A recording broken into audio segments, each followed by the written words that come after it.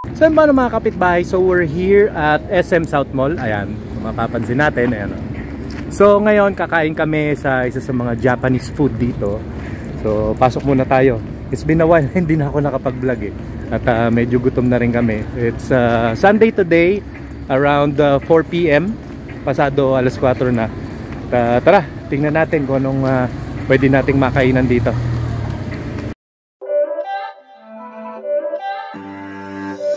It's not a game, it's a rich thing.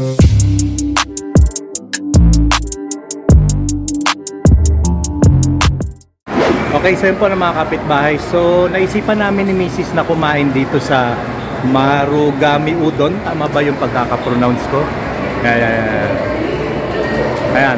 So hindi ko alam kung tama nga yung pronunciation ko. But this is a Japanese restaurant. So nag-crave kami ngayon ng Japanese cuisine at mga Japanese food. Ayan o. So namimili na si Mrs. nung kakainin namin. So tingnan natin at reviewin natin yung mga orderin namin pagkain. Okay? So tara, let's. Katsudon, yun naman.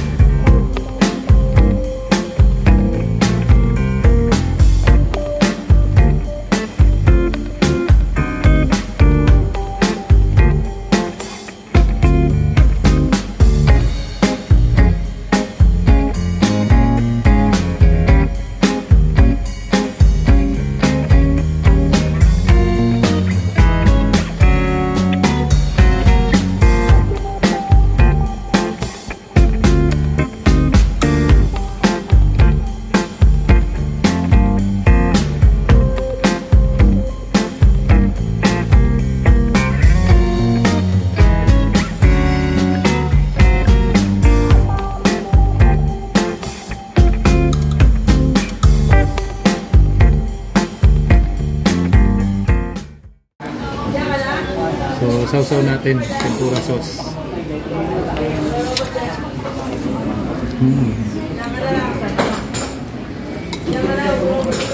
Ito.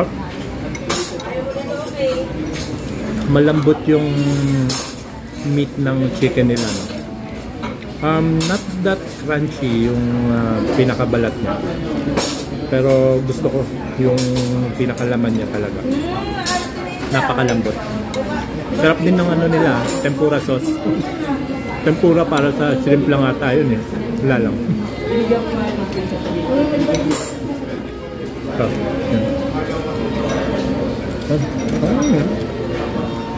Okay dyan. Yung ano mo ba, masarap? Okay ba? Ba? Natulala na sa sobrang sarap.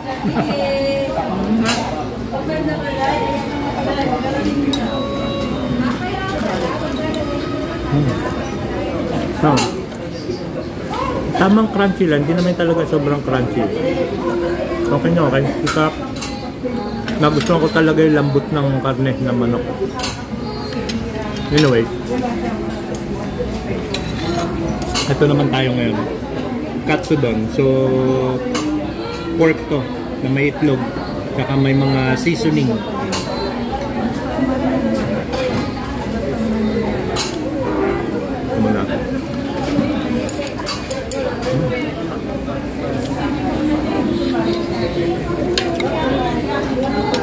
Malasa. And ito yung kanyang pork. That's what I like. Napakalambot ng karne niya. Madali siyang manguya. Super. Okay to.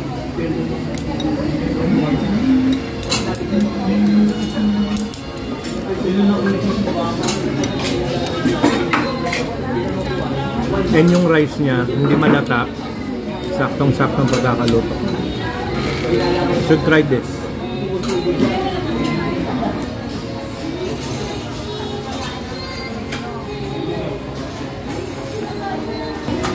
Ngayon, tikman naman natin tong dashi sauce. Ano to?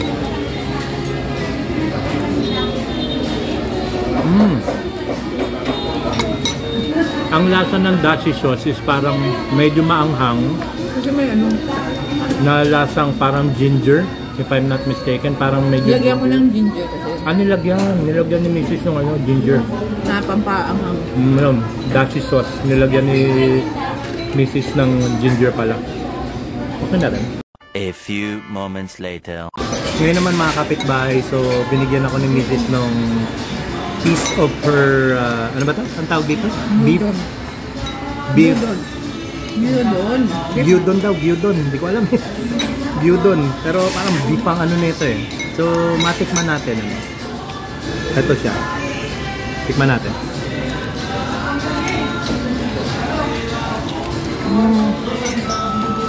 Yung lagi yung nanap ko eh. Lalo beef. Malambot yung kanyang ano, meat. Not much fan ng beef, pero itong beef na to hindi siya maanta, malambot yung meat niya, diba? Sarap na rin. It's okay.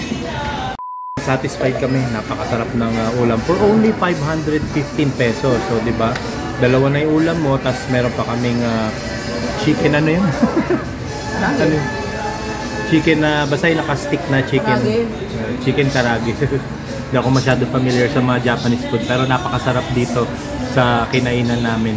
Till next time mga kapitbahay, so don't forget to subscribe, Neighbor TV. Okay? Thank you so much. God bless.